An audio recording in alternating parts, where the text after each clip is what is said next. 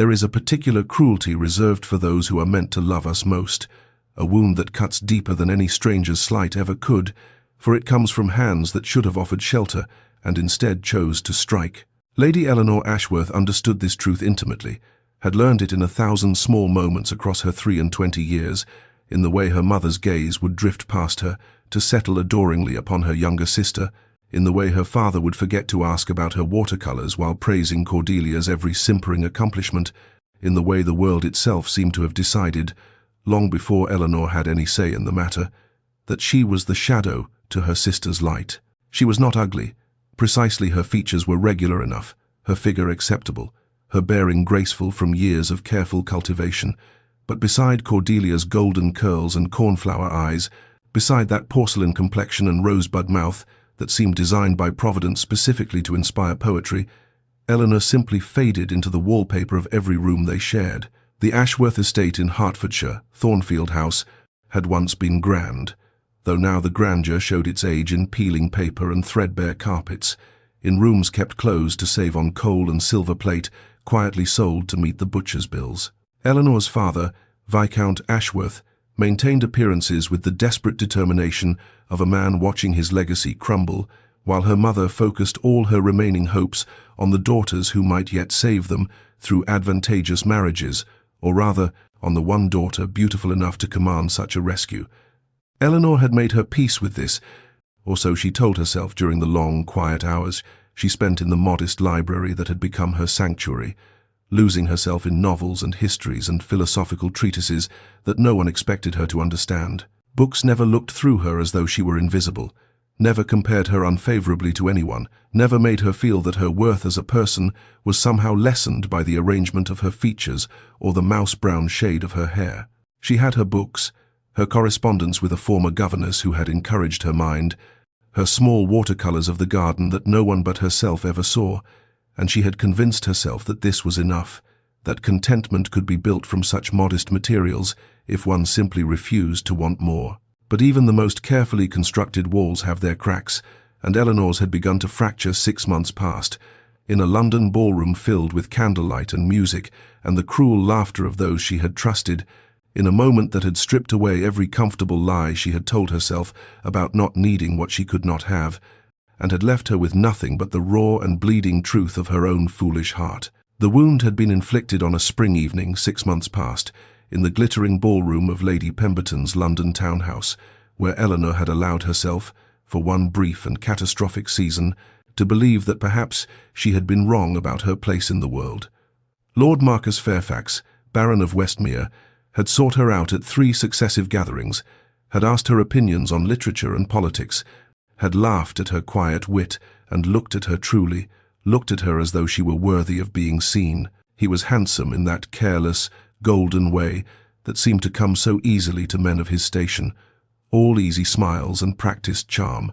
and Eleanor, starved as she was for any attention that did not come seasoned with pity or dismissal, had drunk in his regard like water in a desert. She had begun to dream, foolish creature that she was, of a future where someone had chosen her, had wanted her, had seen past the shadow she cast beside Cordelia to find something of value in the quieter sister. She had been standing behind a potted palm, having stepped away from the crush to catch her breath and calm her racing heart, before Marcus arrived for the dance he had requested, when she heard his voice drifting from the adjacent alcove, and Cordelia's tinkling laugh accompanying it like poisoned honey. "You cannot mean it," Cordelia had said, her tone dripping with the false modesty that fooled everyone except Eleanor. "You have been so very attentive to my sister these past weeks. I had quite convinced myself you preferred bookish conversation to beauty." Marcus's response had shattered something fundamental within Eleanor's chest, some last fragile hope she had not even known she still carried. "Your sister served her purpose admirably," he had said, and Eleanor could hear the smile in his voice,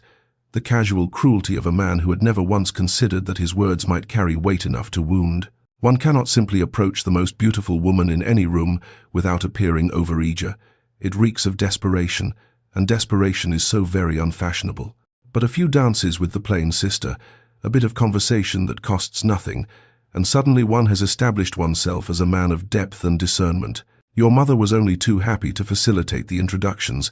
and Eleanor herself seemed pathetically grateful for the attention. It was almost too easy. Cordelia's laugh had rung out like a bell, bright and sharp, and utterly devoid of sisterly feeling. Poor Eleanor, useful for introductions and nothing more. She actually believed you might court her. I saw it in her face, that ridiculous hope, as though any man would choose her when I was in the room. Eleanor had stood frozen behind that palm, her white-gloved hands pressed against her mouth to contain the sound of her breaking, while the two of them continued their flirtation mere feet away, building their future happiness upon the foundation of her humiliation. She had not cried, not then, not where anyone might see and confirm what they already believed about her, that she was pitiable, desperate, reaching above her station, even to dream. Instead, she had slipped away through a servant's corridor, claimed a headache to her mother, and spent the carriage ride home staring at the dark London streets, while something within her quietly turned to stone. She would not be foolish again. She had promised herself that night. She would not hope, would not want, would not leave herself open to wounds that cut so deep they might never fully heal. She would expect nothing from love, and in expecting nothing, she would never again feel the devastating weight of its absence. The present had proven no kinder than the past, though Eleanor had learned to expect nothing else. 6 months had crawled by since that devastating evening at Lady Pemberton's ball, 6 months during which she had watched from the periphery as Cordelia and Marcus conducted their courtship with all the subtlety of a theatrical performance, their engagement announced with great fanfare, their wedding a lavish affair that had cost the family money they did not have and left Eleanor standing in dove-grey silk among the guests, smiling until her face ached, while her sister glowed in white satin and orange blossoms. They had married, those two shallow souls so perfectly suited to one another, and now Cordelia had taken to visiting Thornfield House with alarming frequency, sweeping through the rooms of their childhood home as Lady Fairfax, dropping casual mentions of her London townhouse and her husband's connections and the parties she attended where everyone who mattered could be found. Eleanor endured these visits with the stoic grace of a woman who had long since learned that showing pain only invited further wounds, retreating to her library whenever possible, counting the hours until Cordelia's carriage would finally roll away down the drive and leave her in peace. The family's circumstances, meanwhile, had deteriorated beyond what even Eleanor had imagined possible, her father's gambling debts finally coming to light in a series of increasingly desperate conversations conducted behind closed doors that were not quite thick enough to muffle her mother's weeping or her father's blustering. Excuses. Creditors had begun to circle like carrion birds, and the remaining silver had disappeared from the sideboard, and cook had been let go in favor of a single maid of all work who did her best but could not prevent the slow decay of a household running on nothing but pride and pretense. Eleanor had resigned herself to a future of genteel poverty, of perhaps seeking a position as a governess or companion once her parents were gone, of fading quietly into the margins of a world that had never had much use for her anyway. And then the letter had arrived, carried on a silver salver that had somehow escaped the creditor's notice, bearing a seal Eleanor did not recognize and containing an invitation that seemed to belong to someone else's life entirely. The Dowager Duchess of Ashworth, a distant relation on her mother's side so remote that Eleanor had never even heard the connection mentioned, requested the pleasure of their company in London for the remainder of the season, expressing a particular interest in becoming acquainted with the young ladies of the family. Eleanor's mother had nearly fainted with desperate hope, seeing in this unexpected summons one final chance to secure Eleanor's future before it was too late, before she aged past any possibility of marriage and became simply another burden on a family that could ill afford to carry her. Eleanor herself had agreed to go for reasons far less optimistic. She would travel to London not to find a husband she no longer believed existed for someone like her, but simply to escape the house where Cordelia reigned as visiting queen, to breathe air that did not taste of humiliation and broken dreams, to exist for a few weeks in a place where no one knew she was the plain sister, the overlooked one, the girl who had been fool enough to believe a handsome man might actually want her. London revealed itself to Eleanor in layers of soot and grandeur, the carriage rattling through streets that seemed to pulse with a vitality entirely foreign to the quiet decay of Thornfield House, and she pressed her face to the window like a child, despite her mother's tutting about propriety and appearances, drinking in the sight of a world that had never had reason to notice her existence. The Dowager Duchess of Ashworth's residence on Grosvenor Square proved to be everything their own diminished circumstances were not: gleaming marble floors, footmen in immaculate livery, chandeliers that caught the afternoon light and scattered it like diamonds across silk-papered walls. And Eleanor felt acutely aware of her provincial dress and unfashionable bonnet as she was ushered into a drawing-room decorated with the casual elegance of truly old money. The Dowager herself defied every expectation Eleanor had formed during the journey, for rather than the frail and fussy elderly relation she had imagined, she found herself facing a woman of perhaps 70 years who possessed eyes sharp as cut glass and a tongue, as Eleanor would soon discover, even sharper. "So you are the intelligent one," the Dowager had announced within moments of their introduction, waving away Eleanor's mother with a flick of her bringed fingers and fixing Eleanor with an assessing stare that seemed to catalogue every thought she had ever had. "I have heard about the other one, the pretty sister who married that Fairfax fool, all beauty and no substance, from what my sources tell me, which means she shall be miserable within a year and deserve every moment of it. But you, child, you have something behind those eyes, something worth cultivating." Eleanor had not known how to respond to such forthright assessment, but the Dowager had not seemed to require response, merely continuing her examination while asking questions about Eleanor's reading habits and opinions on matters, political and philosophical, questions no one had ever thought to ask her before. It was during her second week in London, at a musicale hosted by the Countess of Ravenswood, that Eleanor first beheld the Dowager's grandson, and even across the crowded room she understood immediately why society whispered about Alexander Blackwood, the Duke of Ashworth, with such a mixture of fascination and fear. He stood apart from the glittering crowd, a tall figure in severe black evening clothes, his dark hair swept back from a face that might have been carved from marble for all the warmth it displayed, and when his gaze swept the room, it passed over the assembled guests with an indifference that bordered on contempt. "Cold as a winter grave," she overheard Lady Pemberton murmur to her companion, "but rich as Croesus and twice as powerful, so every mamma in London would sell her soul to see her daughter become his duchess." Eleanor watched him for a moment longer, noting the way lesser men seemed to shrink from his path,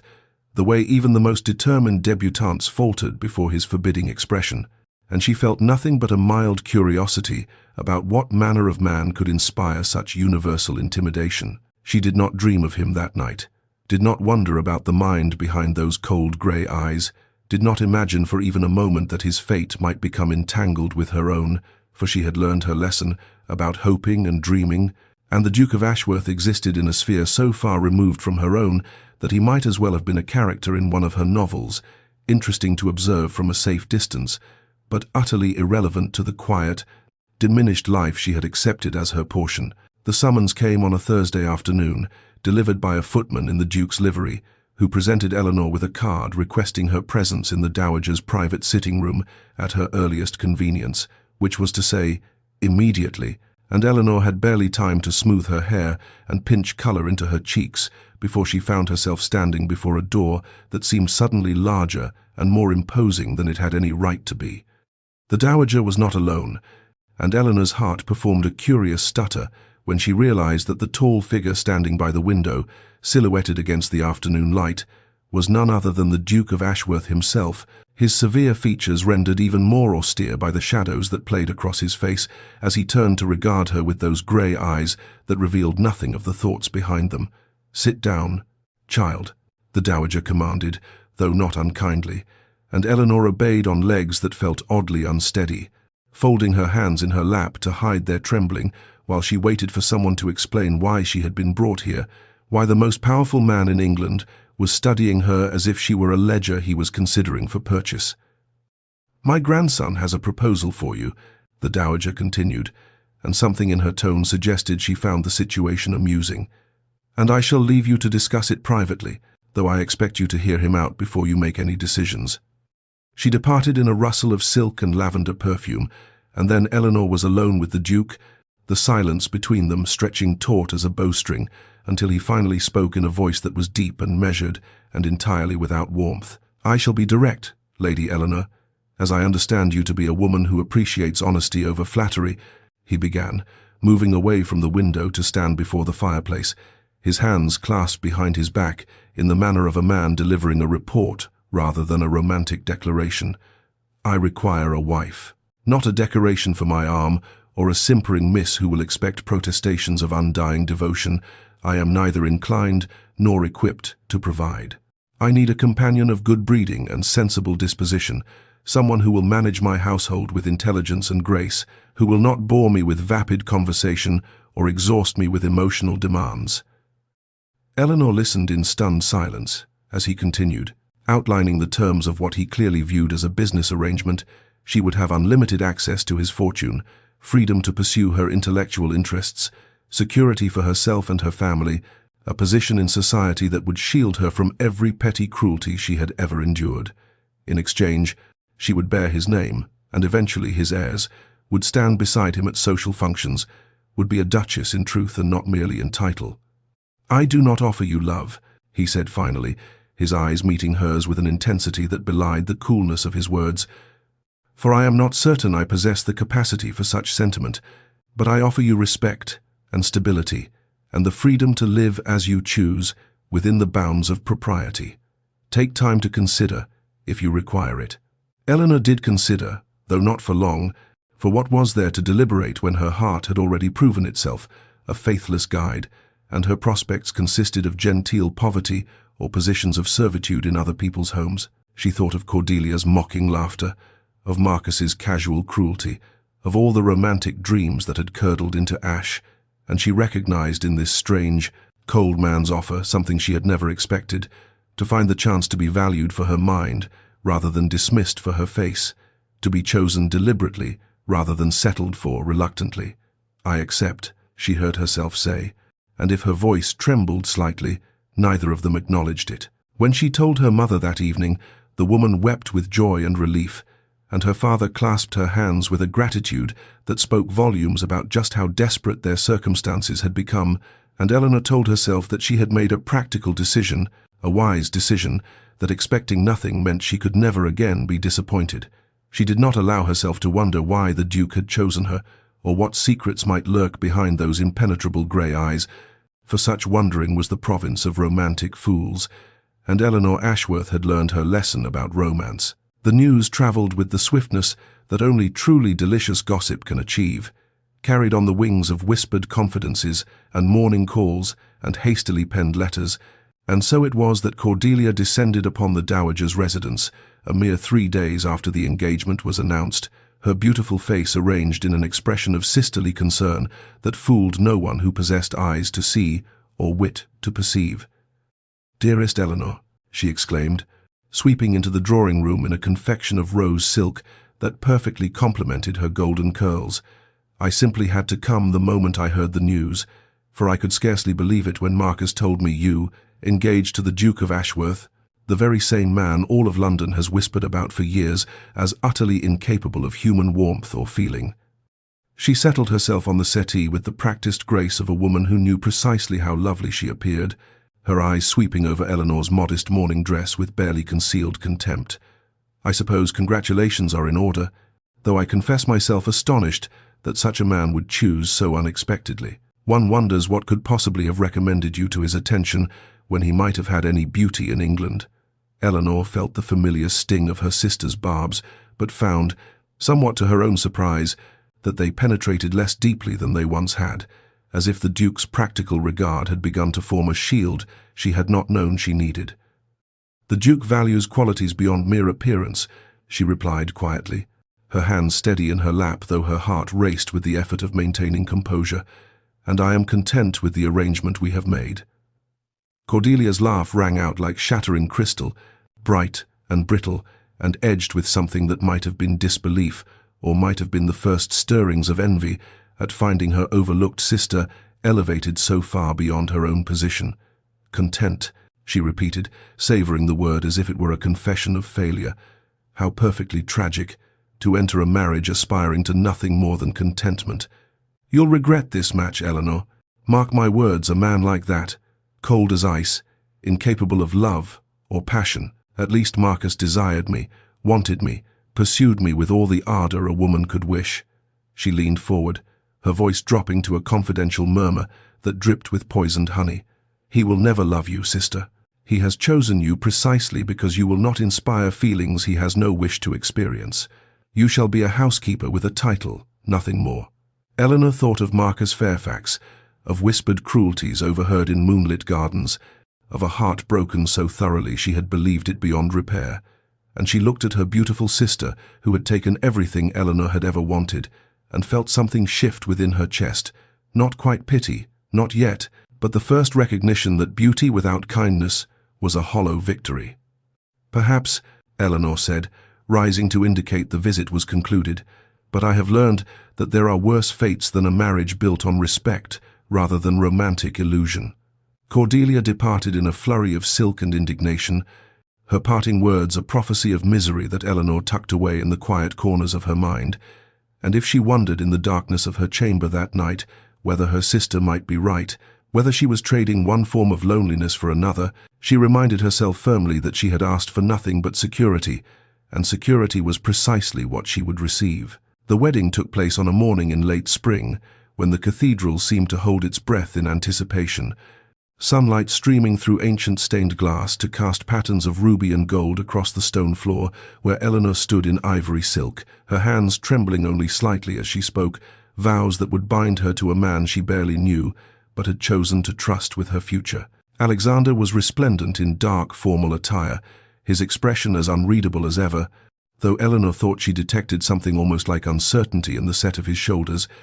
As he slid the ring upon her finger, a band of gold, set with sapphires that matched the necklace the dowager had pressed upon her that morning, with tears in her sharp old eyes. The ceremony passed in a blur of incense and organ music and faces she did not recognize, and then she was a duchess, her hand resting in the crook of her husband's arm as they processed down the aisle, past pews filled with the cream of English society, all of whom had come to witness the inexplicable match between the cold Duke and the plain Ashworth girl. The wedding breakfast was elegant and interminable, and Eleanor smiled until her face ached. Accepted congratulations she suspected were more curious than sincere, and counted the hours until she might escape to whatever her new life would become. The carriage ride to Blackwood Manor took the better part of a day, during which Alexander sat across from her reading correspondence, while Eleanor watched the countryside transform from London's grey sprawl to rolling green hills, and finally to the vast parkland that announced the Duke's ancestral seat. The manor itself stole her breath, a magnificent edifice of honey-coloured stone that seemed to have grown from the very earth it commanded, its countless windows glinting in the fading light like watchful eyes. That first night, Eleanor had braced herself for the duty she knew marriage required,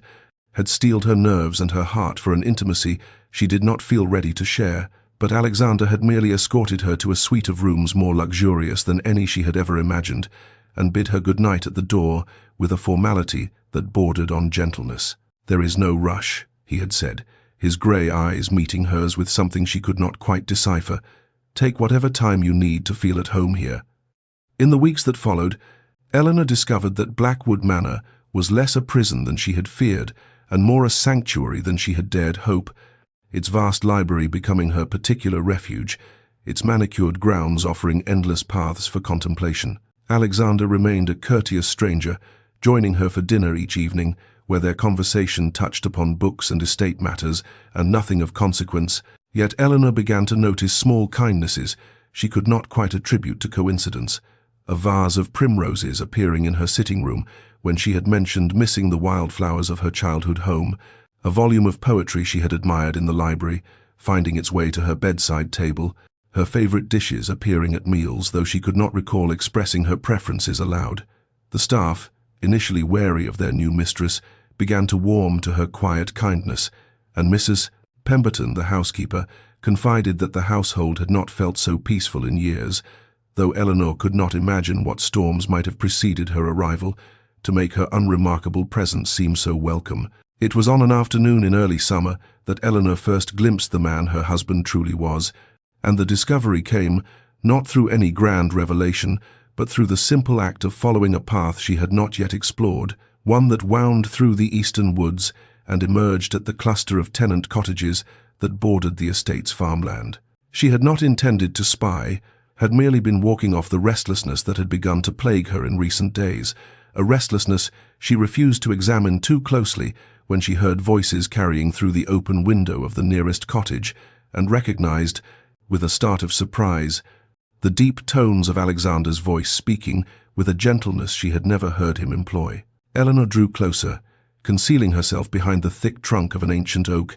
and watched through the cottage window as her husband knelt beside a small bed where a child of perhaps 6 years lay pale and listless, his mother hovering anxiously nearby. "The physician will return tomorrow," Alexander was saying, his hand resting with infinite care upon the boy's forehead.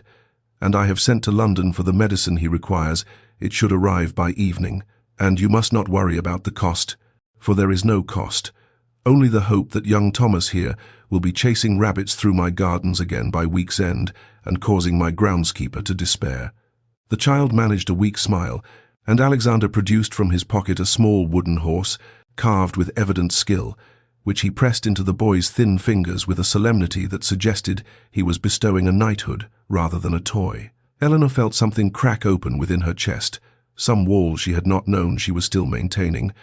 as she watched this man whom society called cold and unfeeling sit with a sick tenant child, as if there were nowhere else in the world he needed to be. She slipped away before she could be discovered, but she could not slip away from the questions that now pursued her with relentless insistence. Who was this man she had married, and how had she so thoroughly misunderstood him? In the days that followed, Eleanor began to pay attention in ways she had not before, noting how the servants spoke of the Duke, not with the fearful deference she had observed in other great houses, but with genuine warmth and loyalty, how the tenants touched their caps with respect rather than anxiety when he rode past, how the elderly groundskeeper's cottage had been fitted with a new roof, though the man had never requested one.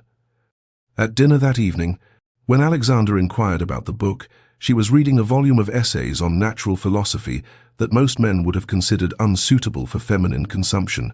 She found herself sharing her thoughts with an openness that surprised her, and more surprising still was the way he listened, truly listened, his grey eyes focused upon her face with an intensity that made her feel, for the first time in her life, that her mind was worthy of attention. "You have a remarkable intellect," he said quietly when she had finished explaining her disagreement with one of the essayist's conclusions, and though there was nothing of flirtation in his tone, Eleanor felt warmth bloom across her cheeks and something flutter dangerously in the region of her heart, something that felt perilously like the beginning of feelings she had sworn never to entertain again. The invitation came on a morning when summer had reached its full glory, the gardens of Blackwood Manor ablaze with roses, and the air thick with the scent of honeysuckle, and Eleanor looked up from her correspondence to find Alexander standing in the doorway of her sitting room with an expression she had come to recognize as uncertainty disguised as formality. "I thought you might care to ride out with me this morning," he said, his voice carrying that careful neutrality she now understood was his armor against the world. "There are parts of the estate you have not yet seen, and the weather is fine." Eleanor agreed with a pleasure she did not quite manage to conceal, and within the hour they were mounted and moving through the parkland at an easy pace, Alexander on his great black stallion, and Eleanor on the gentle grey mare he had procured for her shortly after their wedding, another of those thoughtful gestures she had learned to recognize as his particular language of care. They rode first through the home woods, where dappled light fell through ancient oaks, and the only sounds were birdsong and the soft thud of hooves upon the forest floor, and then out across rolling hills that seemed to stretch endlessly beneath a sky of perfect summer blue. Alexander spoke of the land as they rode, pointing out boundaries and features with the knowledge of a man who had walked every inch of his inheritance, but gradually the conversation turned to other things, to books they had both read, to opinions they discovered they shared, to memories that emerged slowly, like creatures venturing forth from long hibernation. "My father believed that sentiment was the province of lesser men," Alexander said at one point, his gaze fixed upon the distant horizon, his voice carrying an old pain that Eleanor recognized because she carried her own. "He considered any display of emotion to be weakness, and he was not gentle in teaching that lesson." Eleanor listened as he spoke of a childhood spent in magnificent rooms that held no warmth, of a mother who had died when he was 7 and whose memory his father had forbidden him to mention, of learning to build walls so thick and so high that eventually he forgot there had ever been anything behind them worth protecting. She shared her own stories in return, speaking cautiously at first, and then with growing trust of being the daughter who was never quite enough, of watching Cordelia receive the love and attention she had craved, of the humiliation that had taught her to expect nothing so that she might never be wounded by disappointment again. Their horses had slowed to a walk, moving side by side along a ridge that overlooked a valley of extraordinary beauty, and when Alexander reached across to adjust her reins, an unnecessary gesture, for Eleanor was a competent horsewoman, his gloved hand brushed against hers, and neither of them moved away, the contact holding for one breath and then two before the horses shifted and the moment passed. That evening, the Dowager Duchess joined them for dinner and watched the two of them with eyes that missed nothing, a small smile playing about her lips as she observed the way Alexander's gaze followed Eleanor across the room, the way Eleanor's cheeks flushed when their eyes met. "You have done well, my dear," the Dowager murmured to Eleanor as they withdrew after the meal, leaving Alexander to his port. "Better than you know, I suspect." Eleanor lay awake that night, reminding herself sternly that this was a practical arrangement, that she had accepted security and respect, and must not be foolish enough to hope for more. But her heart refused to listen, beating with a rhythm that felt dangerously like the beginning of something she had sworn she would never feel again. The journey to London marked a threshold, Eleanor felt, with every mile that passed beneath the carriage wheels, each turn of the road carrying her closer to a world that had once dismissed her and must now receive her as one of its most elevated members. And though she sat composed beside Alexander, her gloved hands folded neatly in her lap, her heart raced with an anxiety she could not entirely suppress. She would be judged, she knew, scrutinized by 1,000 critical eyes that would measure her against every diamond of the first water, every celebrated beauty, every woman who had ever set her cap at the elusive Duke of Ashworth and failed to capture his attention. The ton would wonder what he had seen in her, this plain, quiet creature who had languished on the shelf while her beautiful sister made a brilliant match, and Eleanor found herself bracing for the whispers, the raised eyebrows, the pitying glances that would suggest the Duke had made a peculiar choice indeed. They arrived at Ashworth House as twilight painted the London sky in shades of rose and gold, the magnificent townhouse rising before them like a monument to generations of wealth and power, and Eleanor felt suddenly small as footmen rushed to attend them, and the butler bowed with solemn deference to his master and new mistress. The days that followed were consumed with preparations, fittings with modistes, who treated her with a respect that still felt foreign, consultations about menus and guest lists, lessons in the particular protocols expected of a duchess, and through it all, Alexander remained a steady presence, appearing at odd moments to inquire after her comfort or to share some observation that made her smile despite her nervousness. It was on the evening before their first ball that he came to her sitting room, carrying a velvet case of such obvious significance that Eleanor's breath caught in her throat, and when he opened it to reveal a parure of sapphires set in gold necklace, earrings, bracelet, and tiara, each piece a masterwork of the jeweller's art, she could only stare in wordless astonishment at gems that seemed to hold captured starlight within their depths. "They match your eyes," Alexander said quietly, something uncertain flickering behind his customary reserve, "and I thought it fitting that society should see the treasure I have found, even if they lack the discernment to recognize its true worth without assistance." Eleanor felt tears prick at her eyes and blinked them back fiercely, unsure how to interpret this gesture, whether it was merely the expected generosity of a duke toward his duchess, or something more, something that made her heart ache with a hope she still feared to name. The ball itself was a glittering crush of London's finest, hundreds of candles blazing in crystal chandeliers, the scent of hothouse flowers mingling with expensive perfumes, music swelling from the orchestra as couples took to the floor in elegant formations. Eleanor felt the weight of every gaze as they entered, heard the whispers that rippled through the crowd like wind through wheat, but Alexander's hand remained warm and steady at the small of her back, guiding her forward with a quiet authority that seemed to dare anyone to question his choice. And for the first time in her life, Eleanor understood what it meant to feel truly protected. They had danced twice and were standing near the refreshment table when Eleanor saw them approaching through the crowd, Cordelia resplendent in rose silk that complemented her golden beauty, and Marcus at her side with that easy smile Eleanor had once foolishly believed was meant for her, and she felt her stomach clench with an old familiar dread even as she lifted her chin and arranged her features into an expression of polite welcome. "Eleanor, darling sister," Cordelia purred, her eyes sweeping over Eleanor's gown, the sapphires at her throat, with an assessment that was both hungry and dismissive. "How grand you look, one would almost not recognize you, so transformed by your new circumstances, though I confess the sapphires are rather overwhelming for someone of your coloring, do you not think?" The words were delivered with a smile that did not reach her eyes, and Eleanor felt the familiar sting of her sister's casual cruelty, the way Cordelia had always known precisely where to place her barbs for maximum effect. "Lady Fairfax," Alexander said, his voice carrying that particular quality of ice that Eleanor had learned he reserved for those who displeased him, "how kind of you to offer your opinion on matters of which you have neither knowledge nor taste." Cordelia's smile faltered for just a moment before she recovered, turning to Marcus with a tinkling laugh that rang false in the suddenly attentive air around them. For others had begun to notice the exchange, heads turning and conversations pausing as the Tun sensed the delicious possibility of scandal. "Your grace is too severe," Cordelia continued, her voice carrying just enough to be heard by those nearby. "I meant only that Eleanor has always been better suited to quieter pursuits, books and such, rather than the glittering world of society, and one cannot help but wonder if she finds it all rather exhausting, pretending to belong in a sphere so far above her natural inclinations." The silence that followed was absolute, and Eleanor felt the eyes of 100 guests upon her,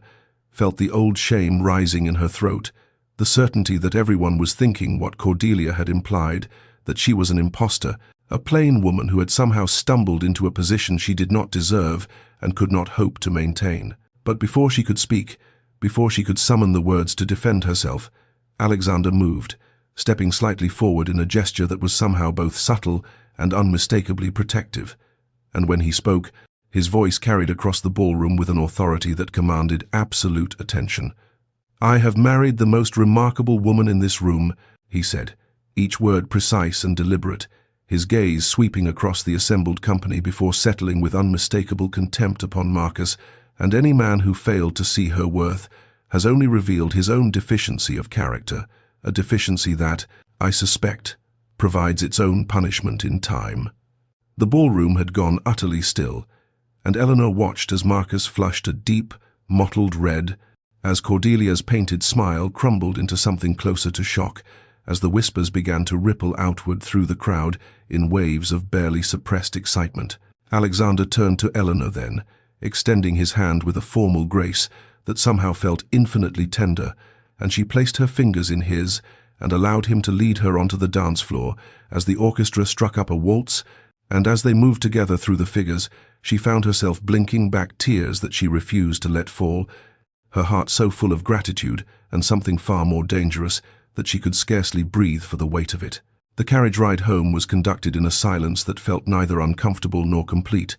the wheels rattling over cobblestones as the London night flowed past the windows in a blur of gaslight and shadow, and Eleanor found herself acutely aware of Alexander's presence beside her, the warmth of him, the faint scent of his cologne, the way his gloved hands rested upon his knees with that characteristic stillness that she had come to recognize as a kind of armor against the world. She knew she should speak, should find some way to express the tumult of emotion that threatened to overwhelm her,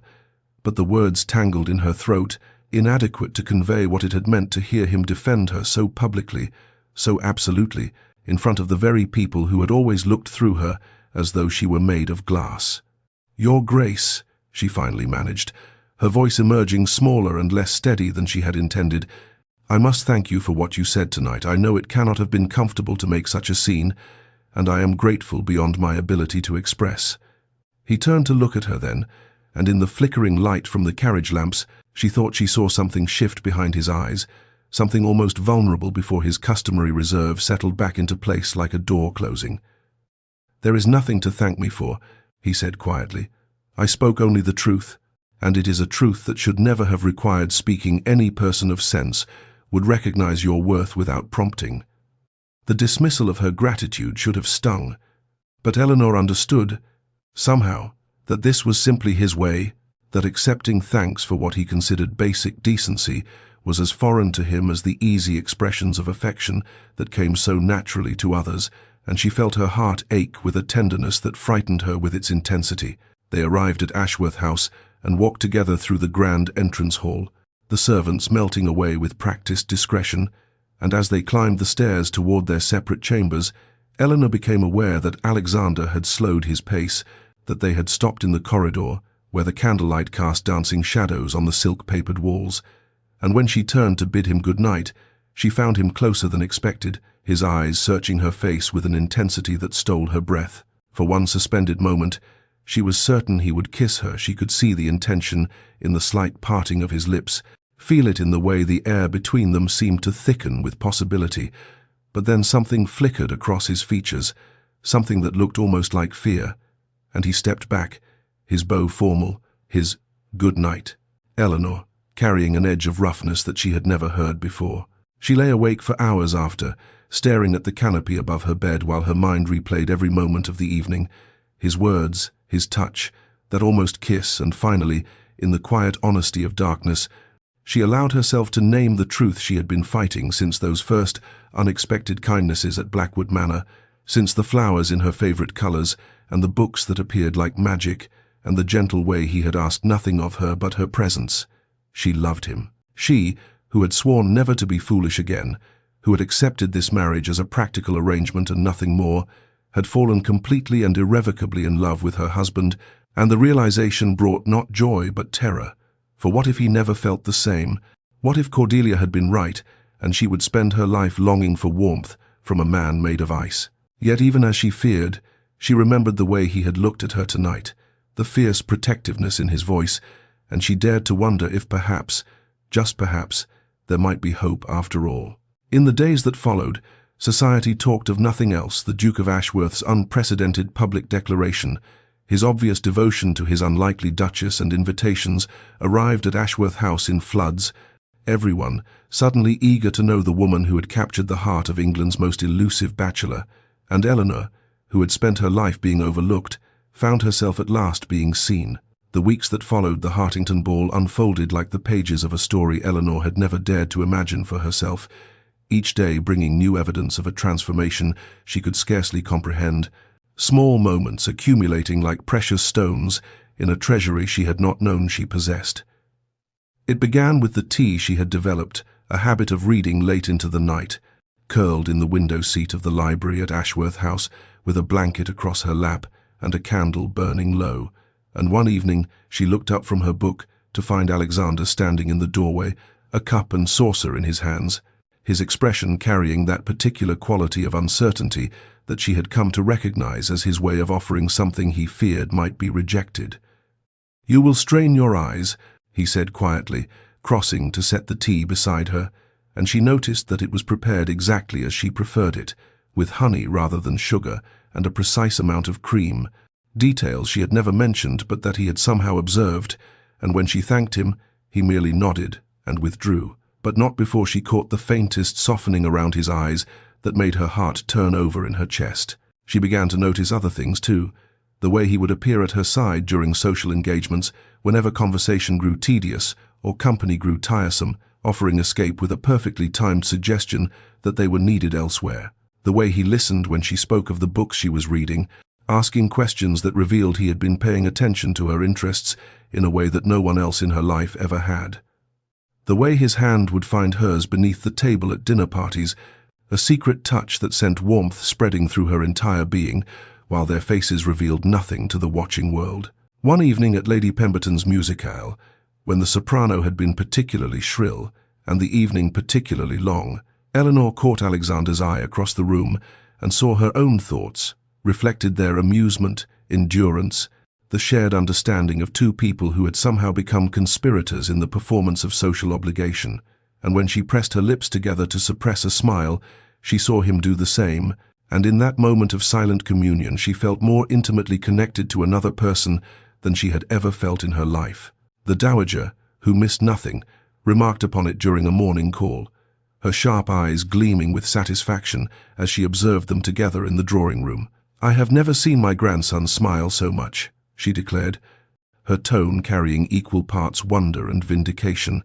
"and I have certainly never seen him seek out anyone's company the way he seeks out yours. You have accomplished what I had begun to fear. Impossible, my dear, and I find myself quite overcome with gratitude." Eleanor demurred,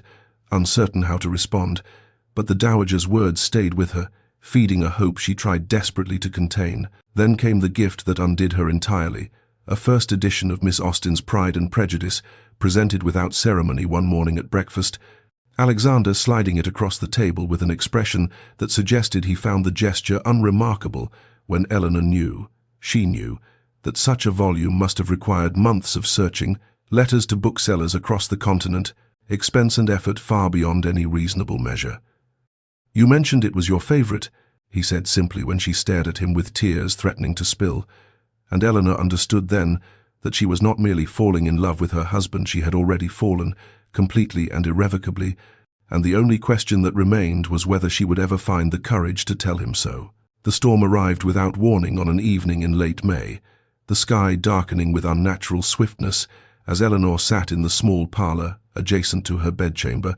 attempting without success to focus on the embroidery in her lap, while the first distant rumbles of thunder sent tremors of dread through her body that no amount of rational thought could quell. She had feared storms since childhood,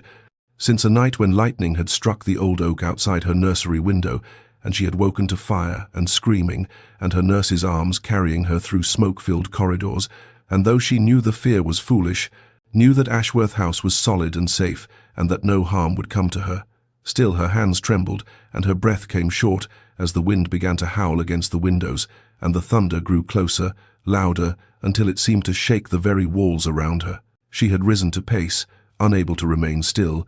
her arms wrapped around herself as if she could hold her composure together through sheer physical pressure. When the door opened and Alexander appeared, still dressed in the clothes he had worn to dinner, his expression shifting from inquiry to immediate understanding as he took in her pallor, her trembling, the way she flinched when lightning illuminated the room in harsh white light. He said nothing, asked no questions, offered no platitudes about the irrationality of fear, simply crossed to the settee and sat,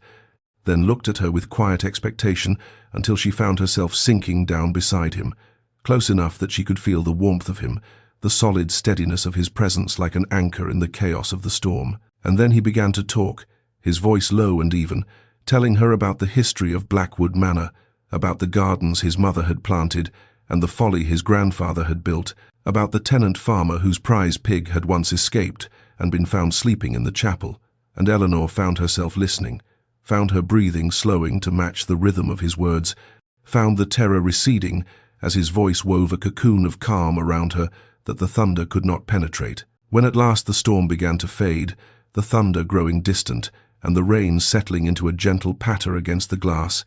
Eleanor became aware that at some point she had leaned into him, that his arm had come around her shoulders, that they sat together in an intimacy more profound than any they had yet shared. She lifted her head and found his eyes upon her, dark and deep and filled with something that made her heart cease its beating, and slowly, so slowly, he raised his hand to touch her face, his fingers brushing her cheek with a tenderness that brought tears to her eyes, and then he withdrew, rising, his bow formal, even as something in his expression seemed to crack, and his "good night." Eleanor was rough with an emotion she could not name, as he left her alone with the dying storm and a certainty crystallizing in her mind.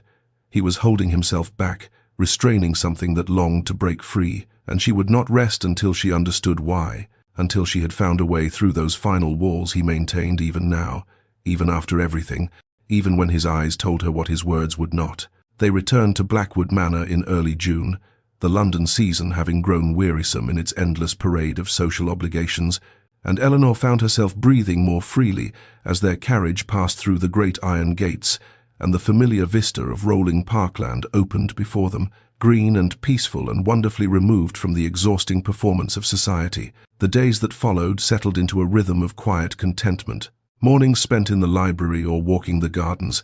afternoons riding across the estate, evenings dining together with conversation that flowed more easily now, though still there remained between them that careful distance, that sense of words unspoken and truths held close. It was on such an evening, a week after their return, that Alexander suggested a walk in the gardens after dinner, his voice carrying an unusual hesitancy that made Eleanor's heart quicken with something she could not name. The moon hung full and luminous above them as they walked the gravel paths between the roses, their fragrance heavy in the warm night air, and Eleanor was acutely aware of Alexander beside her, of the measured pace of his steps, of the tension she could feel radiating from him, like heat from a banked fire. When they reached the stone bench beneath the ancient oak at the garden's heart, he stopped, and in the silver moonlight his face appeared younger somehow, stripped of its usual severity, vulnerable in a way she had never seen. "Eleanor," he said, and her name on his lips sounded almost like a prayer. "I must ask you something, and I find myself—" He paused, a muscle working in his jaw, and she waited, scarcely breathing, as he gathered himself and began again. "Are you content? In this marriage, in this life, have I given you what I promised? Security, respect, freedom to pursue your interests?" She answered carefully, speaking of gratitude, of comfort, of the unexpected kindness she had found in what she had expected to be merely a practical arrangement. But even as the words left her lips, she saw something shift in his expression, something that looked almost like pain, and he raised his hand to stop her. "I am not," his voice caught, and he looked away, toward the moonlit gardens, and when he spoke again, the words came haltingly, as if each one cost him dearly. "I was taught that emotion was weakness. My father believed it, practiced it, instilled it in me so thoroughly that I believed it too. Believed that to feel deeply was to be vulnerable, to be foolish, to invite the kind of pain my mother's death brought him. I proposed a practical arrangement because I did not believe myself capable of more." He turned to face her then, and Eleanor saw in his eyes something that stole the breath from her body. "I was wrong, Eleanor. I do not know how to speak of these things, do not know the pretty words that other men might offer, but you must know you have become everything to me. I love you. I love you in a way I did not believe possible, and I ask nothing in return, expect nothing, only that you know the truth of what you have awakened in me." And Eleanor, her eyes filling with tears that caught the moonlight as they spilled down her cheeks, reached for him at last, her hands finding his, her voice trembling as she confessed her own love, her fear of hoping, the joy that now flooded through her like sunlight breaking through clouds after an endless winter. And in that moonlit garden, beneath the ancient oak, two hearts that had learned to guard themselves finally, blessedly, found the courage to be open. The kiss, when it came, was everything Eleanor had never dared to dream tender at first, almost questioning, as if Alexander still could not quite believe she had given him permission to hope, and then deepening into something that stole her breath and set her heart racing as his arms came around her and drew her close against the solid warmth of his chest. And she realized that all those months of careful distance, of restrained courtesy, of longing glances quickly shuttered, had been building to this moment, this perfect shattering of every wall between them. When at last they broke apart, both trembling, Alexander rested his forehead against hers and whispered her name with a reverence that made tears spring fresh to her eyes, and then without a word he swept her into his arms as if she weighed nothing at all, and carried her through the moonlit garden, through the quiet corridors of Blackwood Manor, where only a few flickering candles lit their way, to the chamber they would now share, not as strangers bound by contract, but as husband and wife, in the truest, most sacred sense of the words. What passed between them that night was not the awkward fulfillment of duty Eleanor had once resigned herself to expect, but rather a revelation, his hands gentle and sure as they learned the landscape of her, his whispered words of love and wonder warming her skin wherever they fell, her own tentative touches growing bolder as she discovered the man beneath the Duke's austere exterior, passionate and tender and trembling with the force of emotions so long suppressed. They came together with a sweetness that transcended the merely physical, two souls recognizing in each other the home they had searched for all their lives. And when Eleanor cried out, it was from joy as much as pleasure, from the overwhelming rightness of being held by a man who saw her, truly saw her, and found her worthy of love. Afterward, they lay tangled together in the moonlight that streamed through the tall windows, her head upon his chest, where she could hear the steady rhythm of his heart, and they spoke in whispers of hopes and dreams and futures they would build together, of children who would know both strength and tenderness, of years stretching before them like an unwritten book, waiting to be filled with happiness, of the miracle that had brought them from a practical arrangement to this profound and unexpected love. When dawn crept golden through the curtains, Eleanor woke to find Alexander watching her with an expression of such naked adoration that she laughed aloud from pure joy. And he smiled, truly smiled, the expression transforming his severe features into something beautiful, and drew her close for a kiss that promised this was only the beginning. They breakfasted together in her sitting room, feeding each other bites of toast and speaking of small pleasures as if they had been married in truth for years, and Eleanor understood at last what it meant to find home not in a place but in a person, to know with absolute certainty that whatever trials the future might bring, she would face them with this man beside her, and that the practical arrangement Cordelia had mocked had become the greatest blessing of her life. The grand ball hosted by the Duke and Duchess of Ashworth at their London residence in late June was declared by all who attended to be the most magnificent event of the season, but Eleanor, standing beside Alexander in the receiving line, as hundreds of the Tun's most illustrious members passed before them with congratulations and compliments, cared nothing for the elaborate flower arrangements imported from 3 countries, or the orchestra brought specially from Vienna, or the champagne flowing like water through the glittering rooms. She cared only for the warmth of her husband's hand at the small of her back, for the way his eyes found hers across crowded conversations with a look that spoke of secrets shared and promises kept, for the knowledge that she was loved, truly and completely loved, by this man who had once seemed so cold and unknowable. She moved through the evening with a confidence she had never possessed before, accepting compliments with grace, engaging in conversation with wit and warmth, aware that society watched her with new eyes, now not as the plain sister, not as the overlooked spinster who had somehow stumbled into an advantageous match, but as the Duchess of Ashworth, a woman who had captured the heart of a man many had believed possessed none. It was near midnight when Cordelia appeared at her elbow, resplendent in an elaborate gown that could not quite disguise the tightness around her mouth or the shadows beneath her eyes, and Eleanor felt something shift in her chest as she regarded her sister, not the old familiar sting of inadequacy, not even the satisfaction of vindication she might have expected, but rather a quiet, unexpected pity. Marcus's gambling had become the subject of much whispered speculation, their debts mounting, their marriage visibly strained. And Cordelia's beauty, which had always been her greatest currency, could not purchase the happiness that eluded her. "Quite the triumph, sister," Cordelia said, her voice carrying that familiar edge of false sweetness, "though I confess I still cannot fathom what the Duke sees in you, but then, men can be so peculiar in their tastes." And Eleanor, secure in the fortress of her husband's love, found she could smile genuinely, could respond with kindness, rather than the cutting retort that might once have been her only defense.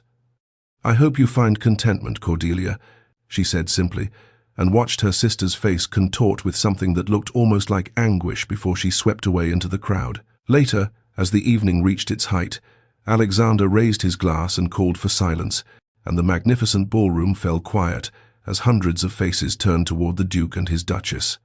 "I am not a man given to public declarations," he said, his deep voice carrying clearly through the hushed room,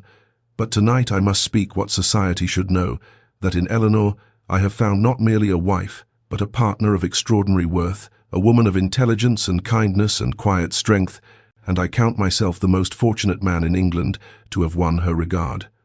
The applause that followed was thunderous,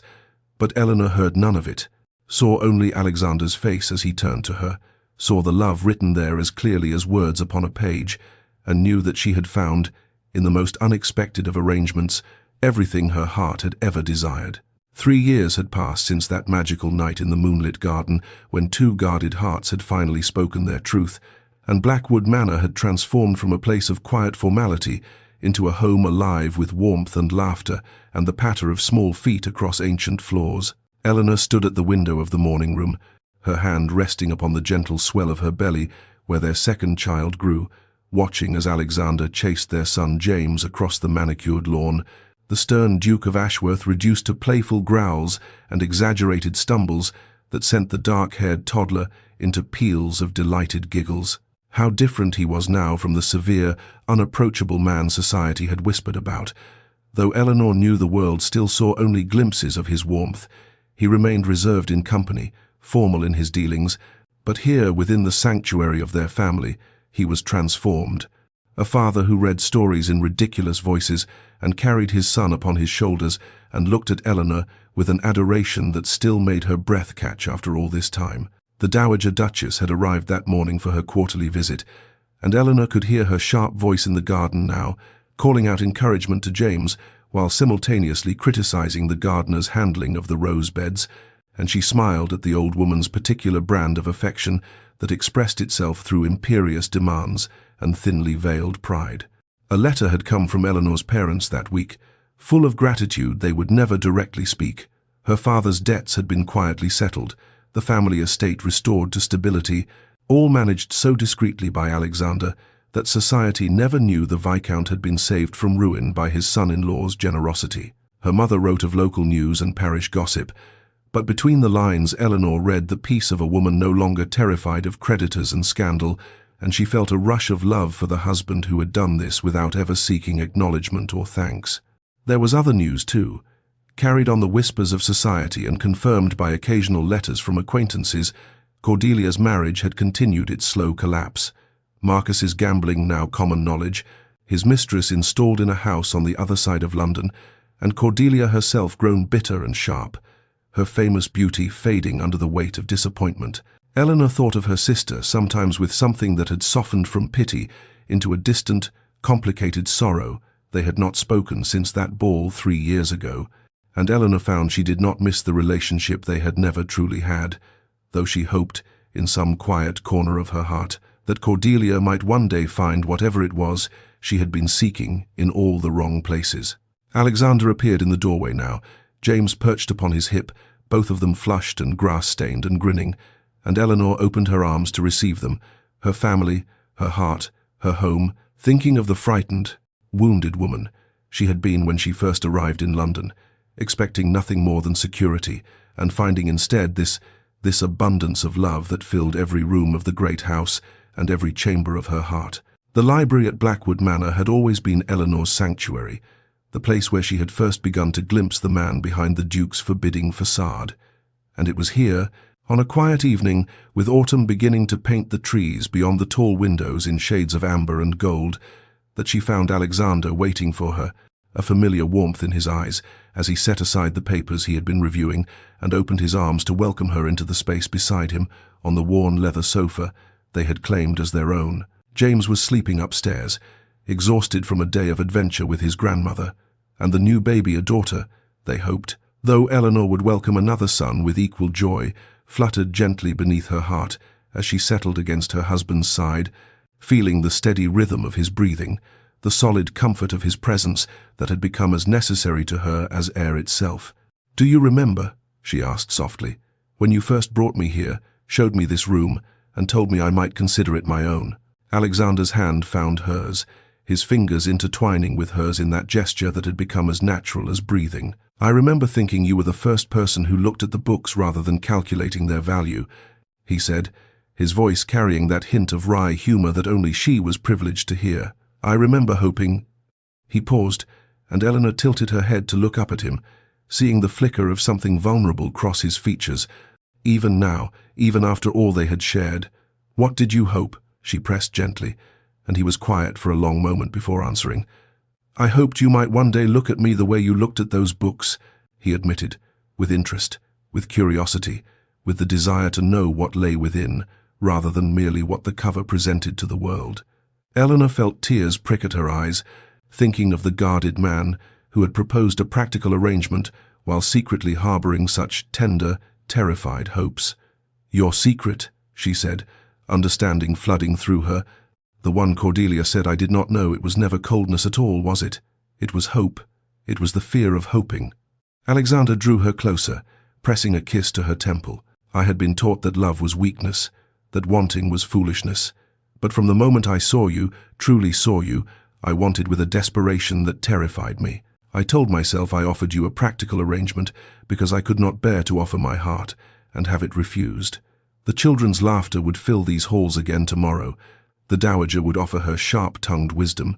The world would continue with its demands and delights. But in this moment there was only the two of them, only this love that had grown, not from dramatic passion, but from something steadier, something built choice by choice, kindness by kindness, until it had become the foundation upon which their entire world rested. Eleanor reached up to touch her husband's face, drawing him down for a kiss that held all the promise of their first and all the depth of their years together, and she understood at last that love, true love, lasting love was not a lightning strike, but a hearth fire, carefully tended, endlessly warming, illuminating everything it touched with gentle, steady, irreplaceable light. The autumn afternoon unfolded in shades of burnished gold and deep amber, the light falling soft and honeyed across the grounds of Blackwood Manor, where Eleanor sat upon a blanket spread beneath the great oak tree, watching her husband teach their son to identify the different leaves that drifted down around them, while the Dowager Duchess supervised from her chair nearby, wrapped in shawls and offering commentary that was equal parts criticism and adoration. This, Eleanor thought, as she rested her hands upon the swell, where their daughter, for the physician had confirmed it, just that morning grew strong and healthy. This was what happiness looked like when it was not the fleeting spark of infatuation, but the steady, sustaining flame of a life built with intention and care, and the daily choice to love, even when love required effort, required patience, required the surrender of pride and the embrace of vulnerability. She thought of the woman she had been 4 years ago, standing in her father's modest drawing room with her heart freshly shattered,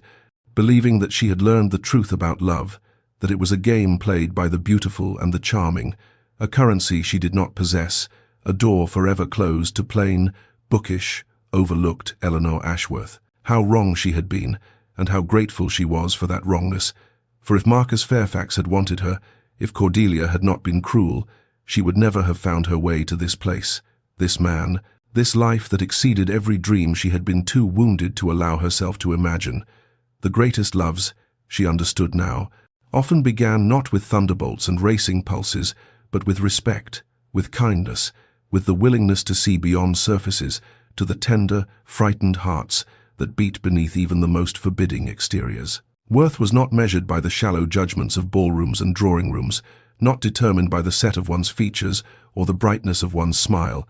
but revealed through constancy, through compassion, through the 1,000 small choices that built a marriage into a fortress of mutual devotion. Alexander looked up then, catching her eye across the lawn, and the smile that transformed his severe features was a gift she would never tire of receiving, a secret shared between them, even in company, a promise renewed with every glance. He rose and came to her, settling beside her on the blanket, while James continued his leaf collection under his great-grandmother's watchful eye, and he took Eleanor's hand in his, pressing a kiss to her palm in that gesture that had become their private language of love. They sat together in comfortable silence, watching the light change across the land that would one day belong to their children and their children's children, and Eleanor felt a gratitude so profound it bordered on reverence for the path that had brought her here, through pain into joy, through resignation into passion, through a practical arrangement into the greatest love story she had ever known. Thank you, dear reader, for walking this path alongside Eleanor, for believing in the quiet magic of love that grows rather than simply strikes, for understanding that the happiest endings are not those that blaze brightest, but those that burn longest, warming all who gather near. May you find, or perhaps recognize already in your own life, the steady, transformative love that builds rather than merely ignites, that deepens with years rather than fading, that sees your truest self and chooses you, always, with intention and devotion and joy. Eleanor and Alexander walked on together through the golden afternoon, her hand in his, their children's laughter rising like music behind them,